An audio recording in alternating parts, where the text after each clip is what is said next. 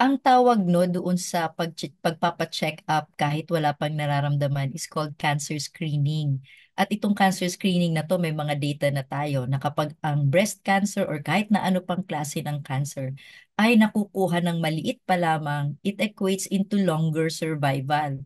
At hindi lang yon, kapag halimbawa nakuha ho natin yung bukol na maliit, maiiwasan ho na mag radiation therapy, na mag-chemotherapy, 'di ba napapamahal at napapagastos ang isang babae 'di ba? Pag halimbawa marami tayong mga ginagawang mga procedures, pero kung matanggal, maoperahan lang, then that's it.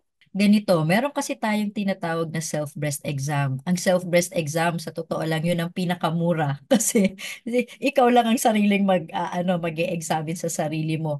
Sa totoo lang, nakalagay sa mga, sa mga guidelines, pwedeng mag-start mag-self-breast exam at a very early age.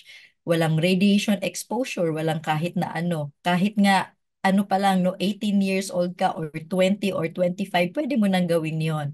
Pero dito sa mga ano no sa mga guidelines, iba't ibang bansa ho kasi iba't iba ang start no ng pag-uumpisa ng pagka-cancer screening. Pero dito sa Pilipinas na medyo mataas-taas yung incidence at sa iba pang parte ng Asia, minsan ho na ibababa na natin sa 45 or 40 years old.